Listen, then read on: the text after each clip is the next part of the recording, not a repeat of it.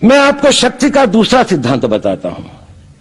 मुझे नहीं मालूम कि यह सिद्धांत मुझे बताना चाहिए या नहीं, मुझे यह भी नहीं मालूम कि यह सही है या नहीं, लेकिन क्योंकि मैं इसको मानता हूं और मुझे मालूम है कि इसके बारे में कई लोग जिनके हायर मॉरल वैल्यूज हैं शायद न भी समझते हो या न भी वो रखते हो, लेकिन एक मेरा विचार है, चाहे तो इस पर विचार करें।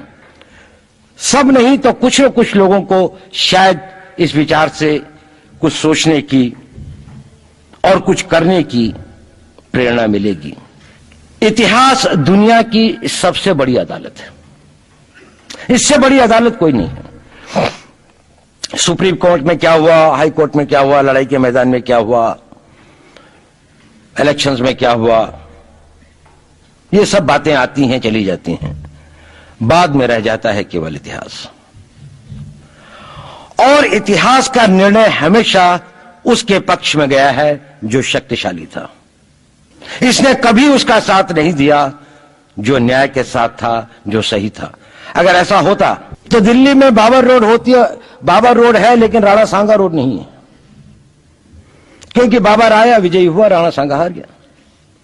भारत की हिंदूशाही किंगडम अफगानिस्तान से होती सिकुड़ती सिकुड़ती सिकुड़ती यहां तक नहीं आ जाती।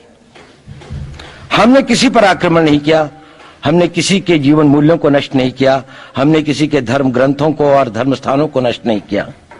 शायद हम न्याय संगत थे, शायद सत्य भी हमारे पक्ष में था, लेकिन शक्ति हमारे साथ नहीं थी। इसलिए इतिहास ने हमें उसकी सजा दी। इतिहास ने हमेशा उनको सजा दी जिन्होंने विचारों को कर्म से और न्याय को शक्ति से अधिक महत्व दिया। अब मैं ये नहीं कह रहा हूं कि उसकी तिलांजलि कर देनी चाहिए, ये नहीं है कि न्याय का अपना महत्व नहीं है, लेकिन यदि कॉन्फ्लिक्ट ऑफ इंटरेस्ट हो तो शक्तिशाली बनना ज्यादा आवश्यक है। भारत धर्मगुरु भी तभी बनेगा जब एक शक्तिशाली भारत का निर्माण होगा। जिन लोगों ने भारत के ऊपर आक्रमण किया, भारत के ऊपर राज किया, इस प्रकार से राज किया कि राज करते वक्त, जाते वक्त अपने गुलामों से कह दिया कि तुम राज कर लो, हम तो जा रहे हैं, तो यहां पर गुलाम वंश भी बन गया।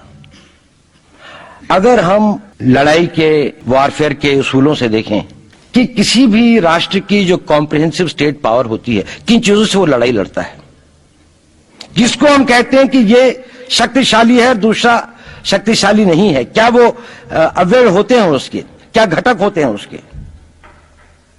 तो भारत के पास जनशक्ति, धन शक्ति, ज्ञान की शक्ति, टेक्नोलॉजी की शक्ति, और जिन लोगों ने आक्रमण किया उनकी शक्ति को अगर हम ये देखें तो शायद 1 और 1000 का अनुपात भी नहीं होता।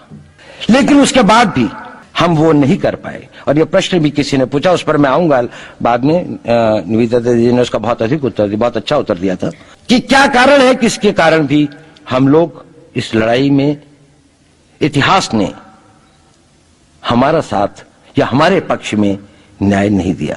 क्या कारण है कि कश्मीर में हम लड़ रहे हैं, जिन्होंने हमारे ऊपर आक्रमण हो रहा है, हमारे ऊपर बाहर से लोग आकर वायलेशन हमारे बॉर्डर का करते हैं, इन्फिल्ट्रेटर्स हमारे यहां आते हैं, जबकि पूरा का पूरा कश्मीर भारत का भाग है, अभिन्न भाग है।